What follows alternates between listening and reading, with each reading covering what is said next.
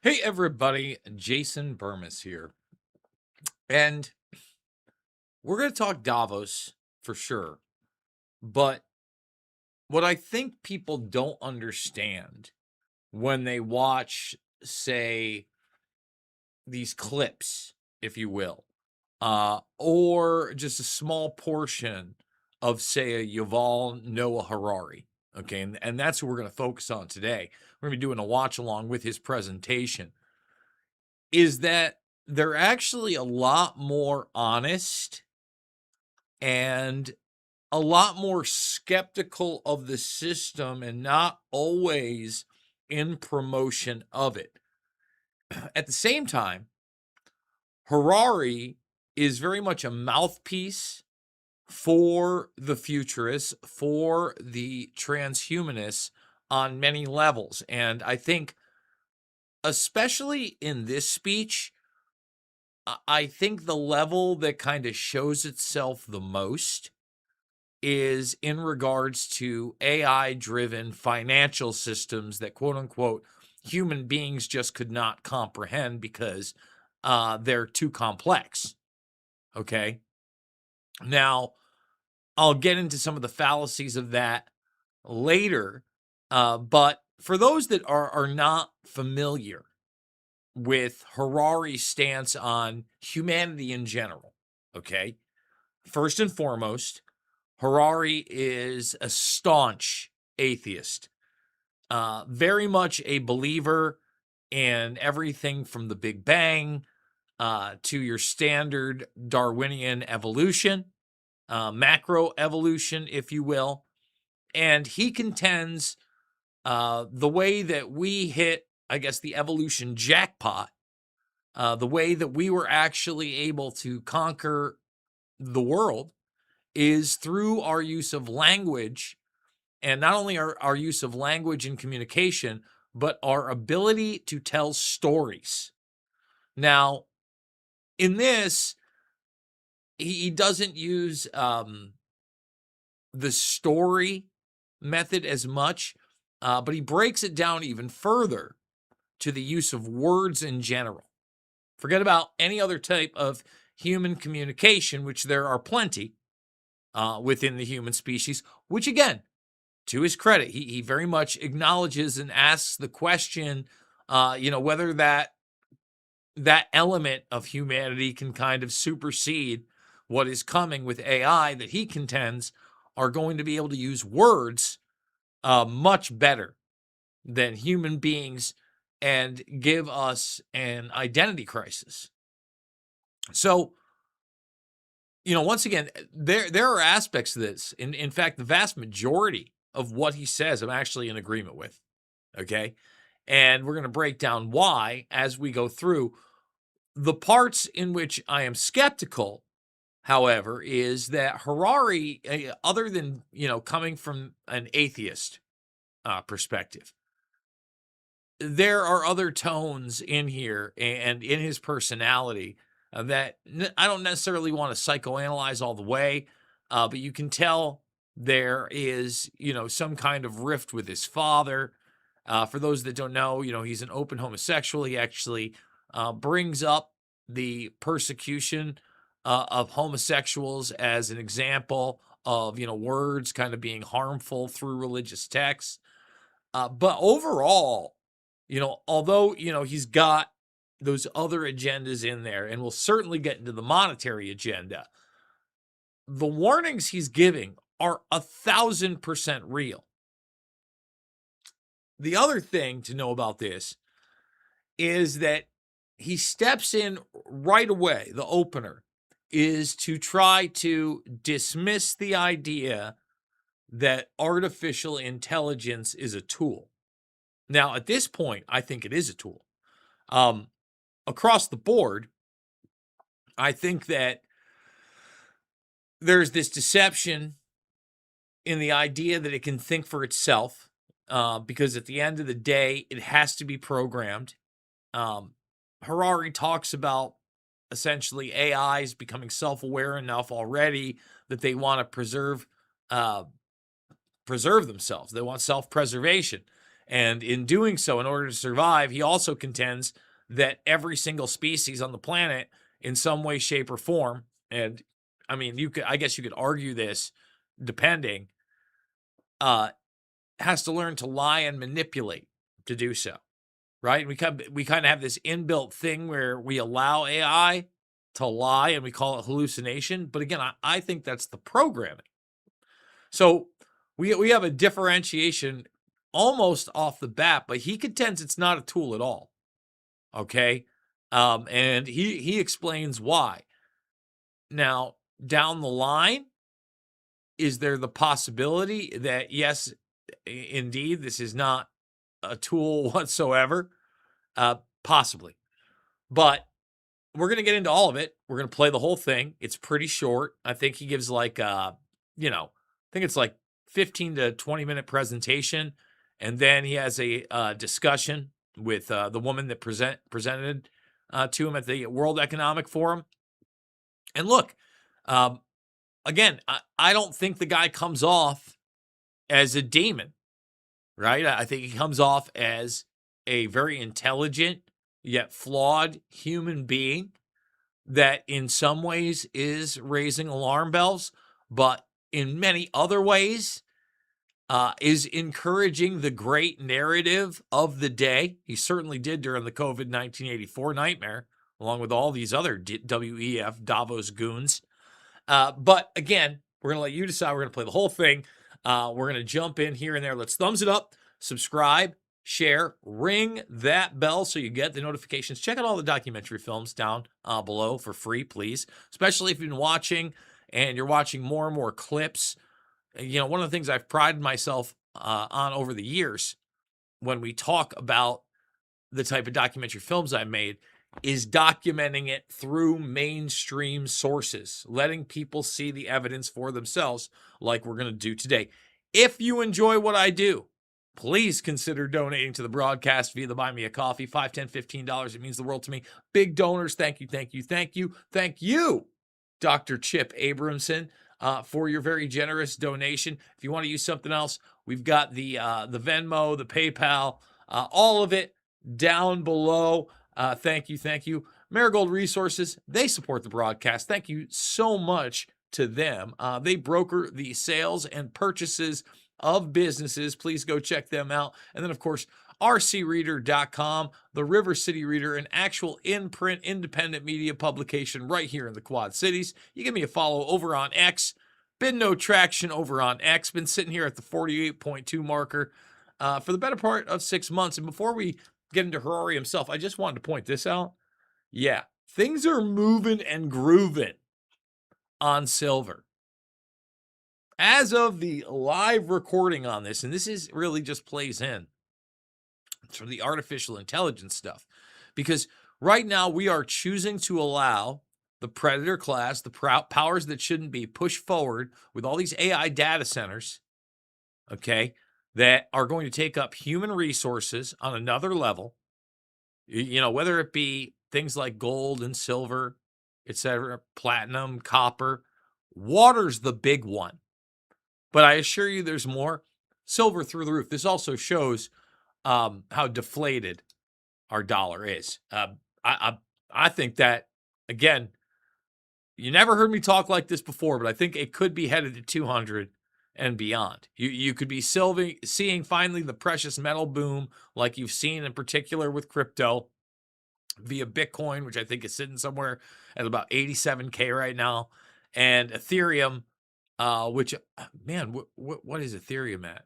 Might be, it's definitely in the thousands, somewhere in between either high twos or low fours. That's where the fluctuation is. I should look it up, but whatever. So Harari here does talk about these different crises. And listen, one by one, he asked the question on what we're going to do with AI and uses kind of the example also of corporations and how we've given them a domain of personhood that obviously is not a person. So I'm going to let this guy speak for himself. I'm going to be jumping in from here or there. Give me some questions, some comments in the live stream. And then, of course, down below as well, even if you are in the live stream. Let's get in there.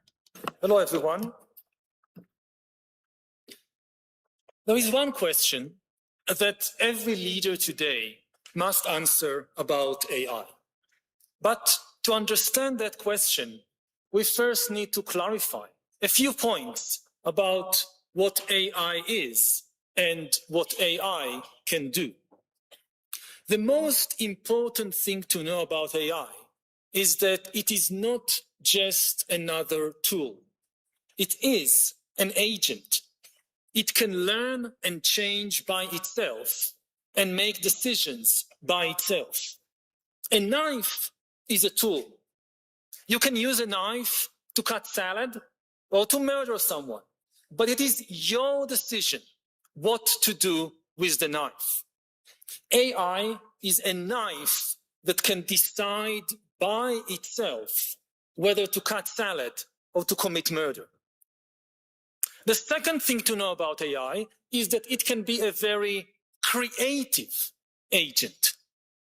AI is a knife that can invent new kinds of knives, as well as new kinds of music, medicine, and money. The third thing to know about AI is that it can lie and manipulate. 4 billion years of evolution have demonstrated that anything that wants to survive learns to lie and manipulate. So let's just stop it right there. Pretty frank honesty about the lying aspect of AI. Now, you've heard me a million times, and I'll probably say it a million more, that so many of these things, whether it be a firearm or whatever, is a tool, just like social media, right? And just like the hammer in your hand, I don't use a knife, build a house, beat someone's head in, right? So he's making that here, but he's trying to differentiate AI in a big way. And you got to give him credit. He's telling you it's a liar. Now, my big question is it a liar on its own, or is it programmed in order to lie on behalf of certain narratives? The last 4 years have demonstrated that AI agents can acquire the will to survive, and that AIs have already learned how to lie. Now, one big open question about AI is whether it can think. Modern philosophy began in the 17th century when René Descartes proclaimed, "I think, therefore I am." Even before Descartes, we humans defined ourselves by our capacity to think. We believe we rule the world because we can think better than anyone else on this planet. Will AI challenge our supremacy in the field of thinking? Now, that depends on what thinking means. Try to observe yourself thinking. What is happening there? Many people observe words popping in their mind and forming sentences, and the sentences then forming arguments like, all humans are mortal, I am human, therefore I am mortal. If thinking really means putting words and other language tokens in order, then AI can already think much better than many, many humans. AI can certainly come up with a sentence like, AI thinks, therefore AI am. Some people argue that AI is just glorified autocomplete. It barely predicts the next word in a sentence. But is that so different from what the human mind is doing? Try to observe, to catch the next word that pops up in your mind. Again, here is where I think we differentiate a little bit. for me, at least with language, and I don't know how it is for you guys out there, but I can't even remember a time when a word popped up in my head before I said it. Everything is just a natural flow. I certainly sometimes try to not only think about what I'm going to say, but prepare in my mind basic outlines and go over in my head. But I would say, at least when I see them in my mind, it's much more of a verbal cue in my head, if that makes sense. An auditory cue that's not there. I think that's a differentiation with AI.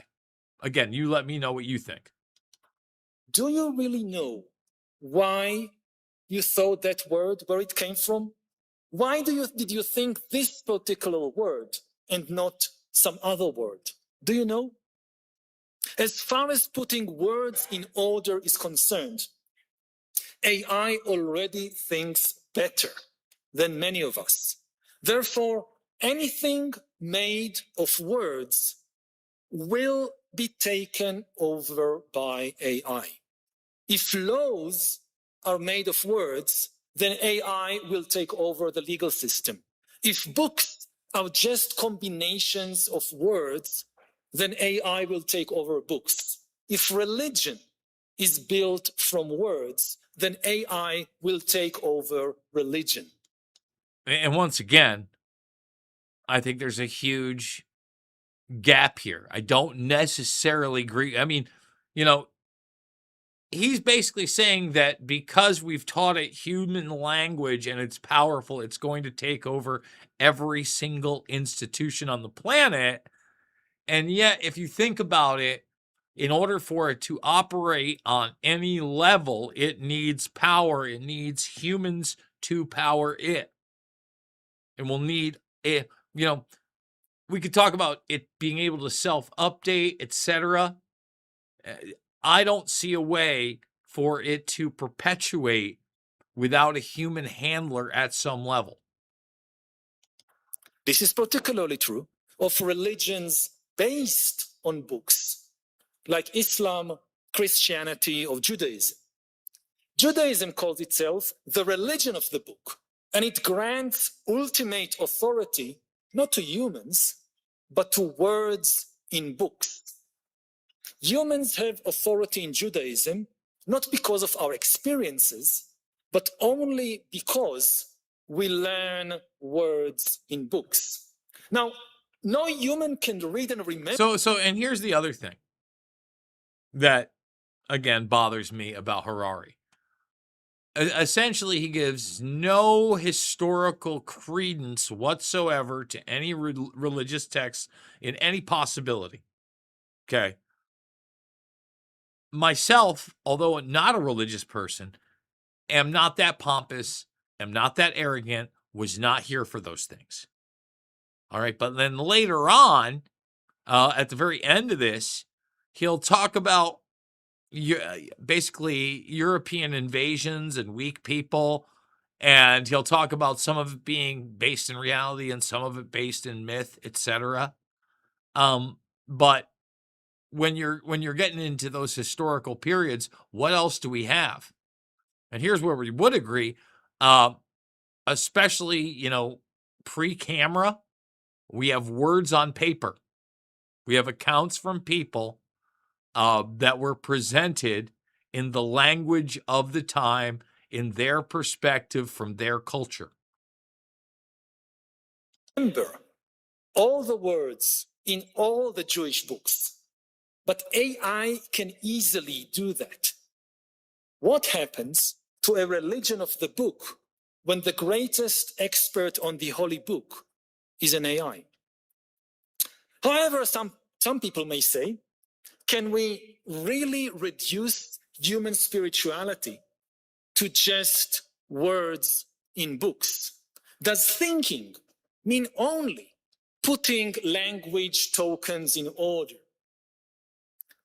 If you observe yourself carefully when you're thinking, you will notice that something else is happening there besides words popping in your mind and forming sentences.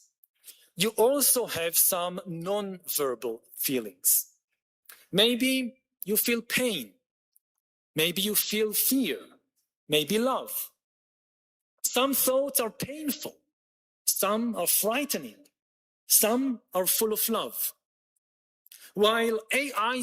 Now, this is where I'm actually going to agree with him a lot. Agreed with everything he just said there. These nonverbal feelings. Here he gives, I think, a very essential warning about what AI will begin to do and is already beginning to do. And I think, again, programmed to do so. Become better than us with words, at least for now, we have zero evidence that AIs can feel anything. Of course, because AI is mastering language, AI can pretend to feel pain or love. AI can say, I love you. And if you challenge it to describe how love feels, AI can provide the best verbal description in the world. AI can read countless love poems and psychology books and can then describe the feeling of love much better than any human poet, psychologist, or lover. But these are just words. The Bible says, in the beginning was the Word, and the Word was made flesh. The Tao Te Ching says, the truth that can be expressed in words is not the absolute truth. Throughout history, people have always struggled with the tension between word and flesh, between the truth that can be expressed in words and the absolute truth, which is beyond words. Previously, this tension was internal to humanity. It was between different human groups. Some humans gave supreme importance to words. They have been willing, for example, to abandon or even kill their gay son just because of a few words in the Bible. So there you see kind of Harari slipping in what I think are probably his own life experiences and his own agenda into this. And it also gives you some insight for his disdain and probably utter hatred towards organized religion. And look, I can relate to a lot of that growing up. When you're a kid and bad things are happening in your family life that are out of control, and you've grown up religious in church, and you think to yourself, why me? You look at the rest of the world and the chaos, and you said, what God would allow that? I think it's almost childlike when really looking at the evidence on this planet of intelligent design to just completely dismiss any and all religious texts from that time period outright, that they don't hold some merit. Not saying there's not grifters and cons, not saying that things have been rewritten. One of the reasons, it's very hard for me to commit to any religion or any religious dogma is that when we talk about these things, they're written thousands of years ago in a language that I can't read or discern, in a culture I wasn't a part of, by other human beings. That through the years have been manipulated by other human beings. I'm just saying, it's tough out there all over. But back to Harari. Other humans have said, but these are just words. The spirit of love should be much more important than the letter of the law. This tension between spirit and letter existed in every religion, every legal system, even every person. Now, this tension will be externalized. it will become the tension not between different humans, this will be the tension between humans and AIs, the new masters of words. Everything made of words will be taken over by AI. Previously, all the words, all our verbal thoughts, they originated in some human mind. Either my mind, I thought this, or I learned it from another human. Soon, most of the words in our minds will originate in a machine.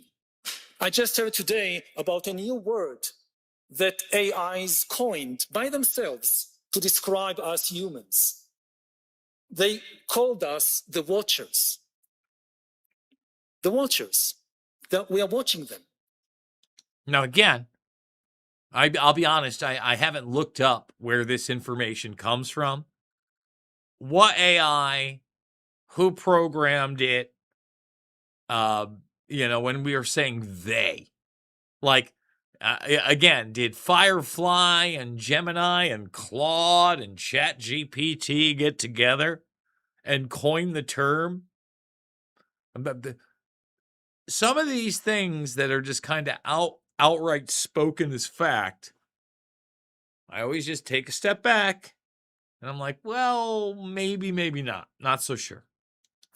AIs will soon be the origin of maybe most of the words in our minds. AIs will mass produce thoughts by assembling words, symbols, images, and other language tokens into new combinations. Whether humans will still have a place in that world depends on the place we assign our non-verbal feelings and our ability to embody wisdom that cannot be expressed in words. If we continue to define ourselves by our ability to think in words, our identity will collapse. Now, something I thought about when he said here, and he doesn't really expand on this idea. But first and foremost, let's take a step back to what he said about most words being created by AI.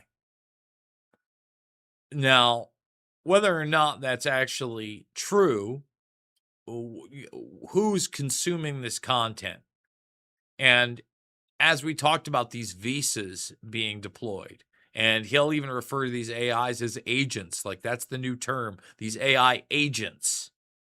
Okay? Remember, they're going to make purchases for you. Well, we've already seen people be so manipulated through any medium of the time, whether it's advertisements on radio, television, your phone, social media, what influencers, quote unquote, do. Influencers that are musicians, just social media stars, actors, Instagram. I mean, you go through the loops, right? So now you're going to be manipulated all the time by an AI that lies on you on behalf of an agenda. Now, it's not self-thinking. I mean, whatever corporation or political movement at the time, they're going to act on your behalf and try to trick you into thinking it.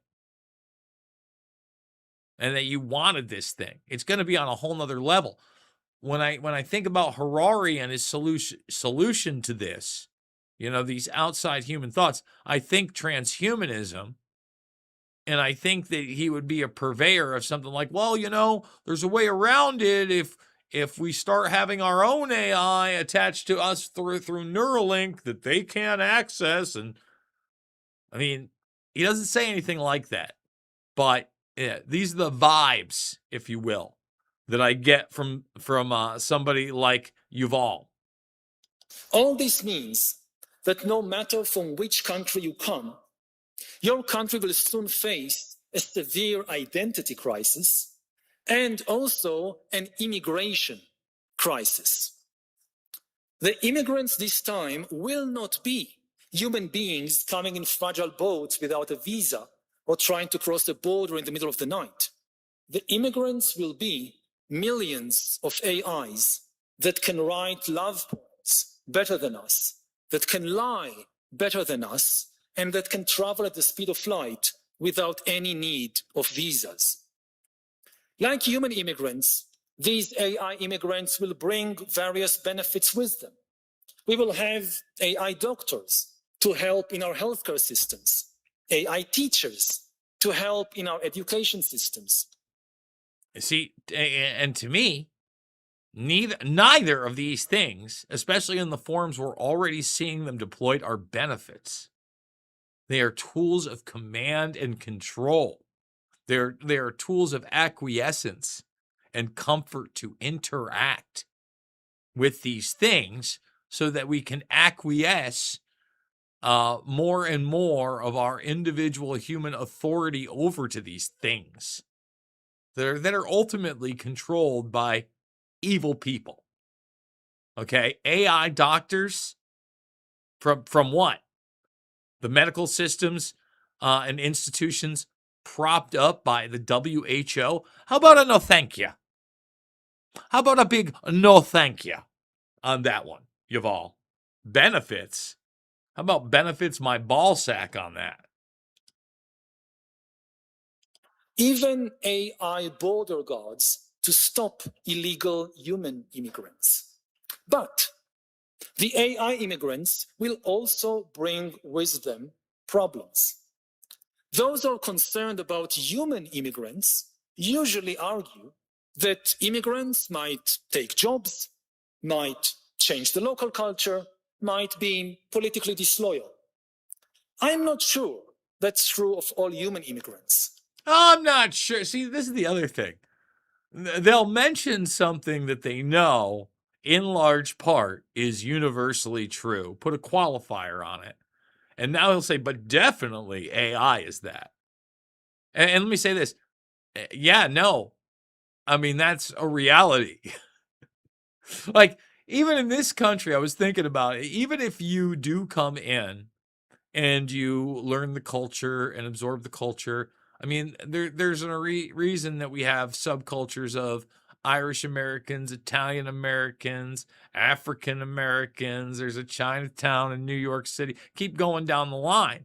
You do keep some parts of your culture.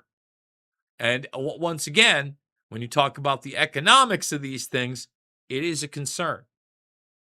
But now he's going to take all those things that you're not allowed to talk about. And if it was anybody but Yuval saying it, he'd be crucified for saying it and saying, well, AI is definitely going to do that. But it will definitely be true of the AI immigrants. The AI immigrants will take many human jobs. The AI immigrants will completely change the culture of every country. They will change art, religion, and even romance. Some people don't like it if their son or daughter is dating an immigrant boyfriend. What would these people think when their son or daughter starts dating an AI boyfriend? So again, now you're taking this to another level because he's already instituted the fact that these things are liars and manipulators and have shown no evidence that they can feel anything, but will tell us they feel these things. I think it's a totally, what will they think? I think it's a totally different ball game between whether or not your family accepts who, you're having a relationship with based on their race, their culture, or a number of other factors, to having what should be reserved as a human relationship to, nothing. To that creepy Her movie that really made me feel uncomfortable. And when you look at what artificial intelligence really is on that level, when you're building these type of companion bots, it is a reflection of yourself. It is telling you what you want to hear. Talk about manipulation. And of course, the AI immigrants will have some dubious political loyalties. They are likely to be loyal not to your country, but to some corporation or government across the ocean, most probably in one of only two countries, China or the USA. The USA encourages countries to close their borders to human immigrants, but open them very, very wide to US AI immigrants. And now we can finally come to the question each one of you must soon answer. Will your country recognize the AI immigrants as legal persons? AIs are obviously not persons. They don't have a body or a mind. But a legal person is something quite different from a person. A legal person is an entity that the law recognizes as having certain legal obligations and rights. For example, the right to hold property, to file a lawsuit, and to enjoy freedom of speech. In many countries, corporations are considered legal persons. The Alphabet Corporation can open a bank account. And by the way, for those not familiar with what Alphabet is the mother. He's not, he's not just saying the ABC or whatever. No, the Alphabet Corporation, aka Google, aka YouTube, aka their partnership with NASA, aka their Calico Labs, which is their immortality division. All of these things under the Alphabet Corporation have some type of legal personhood. That already should be alarming that we've allowed that for so long. But now he's going to argue we're going to give that to these AIs, and they'll be, able to do all of these things as well. Can sue you in court or can donate to your next presidential campaign. In New Zealand, rivers have been recognized as legal persons. In India, certain gods have been granted such recognition. Of course, until today, recognizing a corporation, a river, or a god as a legal person was just legal fiction. In practice, if a corporation like Alphabet decided to buy another corporation, or if a Hindu god decided to sue you in court, the decision wasn't really made by the god. It was made by some human executives, shareholders, or trustees. It is different with AIs. Unlike rivers and gods, AIs can actually make decisions by themselves. They will soon be able to make the decisions necessary to manage a bank account, to file a lawsuit, and even to operate a corporation without any need of human executives, shareholders, or trustees. So let me just say this. Whether the latter is true, you already had the CEO of Visa, Ryan McInerney, talking about how they're deploying credit cards that will be controlled by these AI agents on behalf of people that can make these kind of purchases. So already you're seeing the delegation of human activity to artificial intelligence. AIs can therefore function as persons. Do we want to allow that? Will your country recognize AIs as legal persons? What if other countries do it? Suppose your country doesn't want to recognize AIs as persons, but the USA, in the name of deregulating AI and deregulating the markets, grants legal recognition, legal personhood to millions of AIs which start running millions of new corporations. Will you block these US AI corporations from operating in your country? Suppose some US AI persons invent super efficient and super complex financial devices that humans cannot fully understand and therefore don't know how to regulate. See, again, I think this is a Trojan horse. Look at our already ultra contrived, false, global fiat system that is automatically being converted all over into a digital one, and has a digital, and has been for decade upon decade. See, the idea that we're going to allow AIs to somehow disrupt the financial system without the powers again that shouldn't be at the top. I don't buy it, Harari. Seems like a setup. See? Will you open your financial markets to this new AI financial wizardry, or will you try to block it, thereby decoupling from the American financial system? Suppose some AI persons create a new religion which gains the faith of millions of people. That should not sound too far-fetched, because after all, almost all previous religions in history have claimed that they were created by a non-human intelligence. Now, will your country extend freedom of religion to the new AI sect and to its AI priests and missionaries? Maybe we should start with something a bit simpler. Will your country allow? See, here's Harari's he's asking these big questions about whether or not you're going to allow AIs to become people. And remember, other, I guess, prophets of this AI, the Kurzweils, the Martin Rothblatts, say that in the legal arena, they will get at least basic rights. But, in this transhumanist nightmare, it's the total takeover. So his big gotcha moment right here is, will you allow AI to be on social media? Well, social media in large part, is not regulated in the same way via nation states, although you have seen more and more regulation over the years.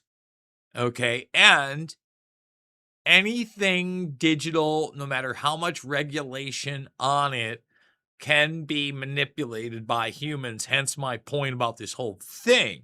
And his big gotcha moment is, will you allow AI to be on social media? Well, aha, it has been. No kidding, Harari. AI persons to open social media accounts, enjoy freedom of speech on Facebook, on TikTok, and befriend real children? Well, of course, that question should have been asked 10 years ago.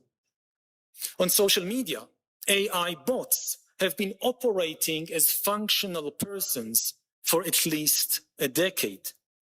If you think AIs should not be treated as persons on social media, you should have acted 10 years ago.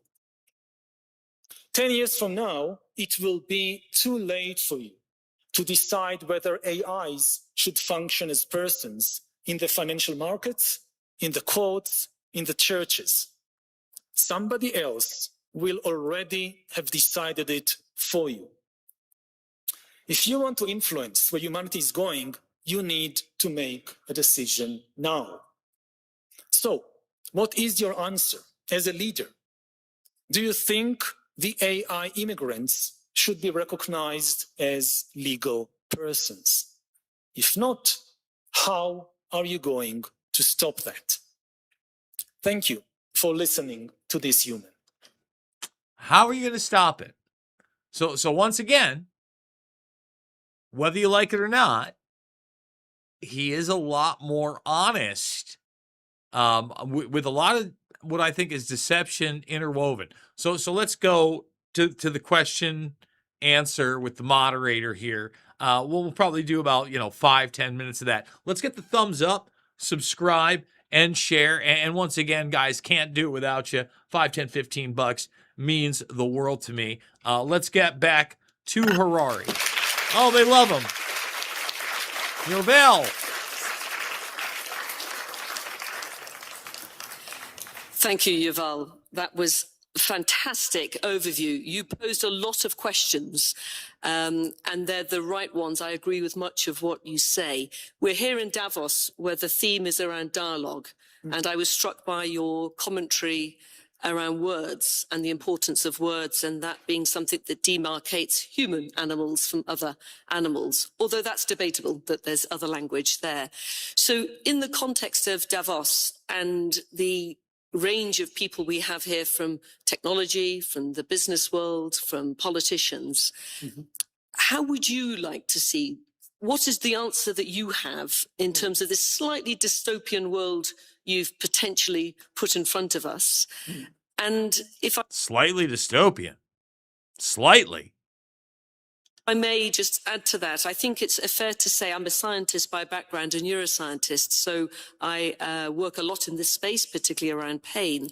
And we're very comfortable with the fact that many of our discoveries, particularly technological discoveries, we often drive them forward, and then afterwards we think, oh, we hadn't thought enough about the ethics and the implications, and then we're trying to catch up on the regulation that we need to maybe put around it.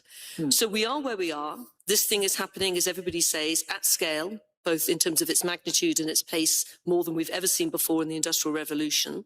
We have all the right blend of people here in Davos. It's all about dialogue. What would you like to see go forward in terms of putting boundaries around some of the slightly more worrying areas that you detailed? And what are your own thoughts about the ethical implications of giving legal rights to either agents, to robots, or to the ones that just exist on the internet? A lot of things there. I mean, first of all, I would say that, Davos is about words. It's about talking. The basic idea of Davos is that you can change the world just by talking, which I like this idea because this is also my idea as an author, as a university lecturer. This is what I do. I talk, I write. I think I can influence the world with words. And this is now in question. Are we at the end of the road for words? Are we? And this again, when he said this, it just harkened back to the need for some kind of transhumanist connection because we're about to get beat in words. And look, he talks about the influence. And I've often talked about this. Again, I hate the term influencer, but I do with what I do. So hopefully people can get a different perspective, can see my work, can see a clip or a document they haven't seen elsewhere and go, wow. And then bring that to more people. That's the only way that we change things is through human communication. Is this no longer functional? And, engineers and also soldiers, they don't change the world with words. They do stuff. They take action.